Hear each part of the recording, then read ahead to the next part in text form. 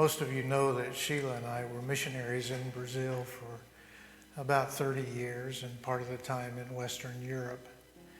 And so we have lots of stories that we can share about what God has done through the years in our lives and in our ministry. But I want to share something with you that happened way back at the beginning of that time as a missionary. In 1987, we responded to God's call to go as missionaries to Brazil, to work alongside Brazilian Baptists, to help reach that nation for Christ. And so after a year of language study, we landed in the suburbs of Rio, where we began our ministry. And Sheila was working in the slums there close to our home. And I was working with denominational leadership, and we were developing programs of leadership development and of discipleship for local churches. And it was an exciting time as God opened door after door after door for meaningful ministry experiences.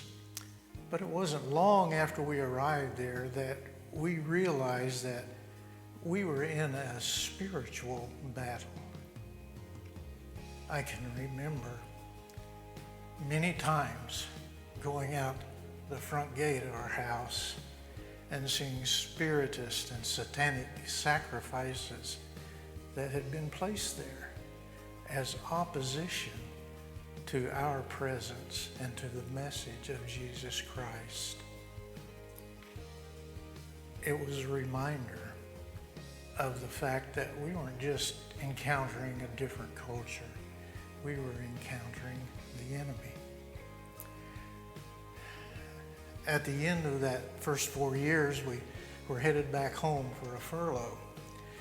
And on the plane, I began to shake and I couldn't control myself. And I couldn't control the movements of my arms and my legs. I could barely breathe. And they thought they were going to have to put the plane down before arriving at our final destination. But they did put it down early, but I went by car then the rest of the way to get to our home and to the hospital.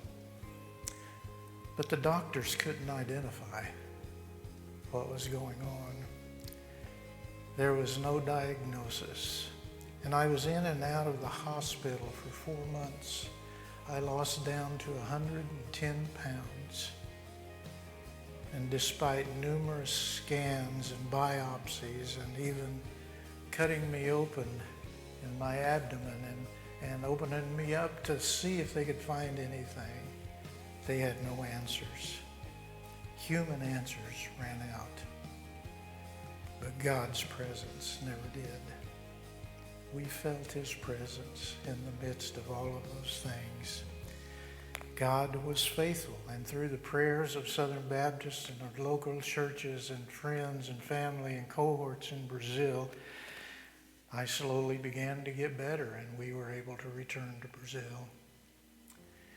As we got back to the field, once again, lots of ministry opportunities and successful things happening, and Sheila in the favela especially was experiencing tremendous results as lives were being changed and hope was being restored to those people, and even a church planted. Suddenly, she became seriously ill. She began to develop nodules, bumps all over her legs, all over her body. Her face became completely deformed. She was weak. She was unable to walk. I took her home in a wheelchair. We got her back to the States. The doctor said, "We've never seen anything like this. It's similar to this and it's similar to that, but tests don't confirm that any of those things are what it is." So they treated symptoms. And after hundreds of injections and small surgeries and all kinds of stuff, she began to slowly improve. But Southern Baptists were praying again, and God was faithful. Human answers ran out, but God's presence, even in the midst of all of that, never ran out. God's people prayed, and her health was restored. And you know, as we look back on what all happened during that first period of missions, we remember God's presence more than we remember the pain and the difficulty. He was there. We learned some important lessons that guided us through the years as we served and confronted other issues in our lives and in our ministries. We learned that obedience does not eliminate suffering. We were in the center of God's will for our lives, but we were suffering. We learned that God is faithful in every valley. And we learned that the enemy cannot defeat God's purposes. Important things to remember. Perhaps you're here and you're going through a difficult time in your life and you're wondering, what's going on? Why do I deserve this? Remember, God has a plan for your life. God is present and God is faithful in every valley. That's why the words to this song that Randall's going to lead us in are so important. And they've been a guide for our lives as we sing, "Yes, I will lift you high in the lowest valley. Yes, I will bless your name."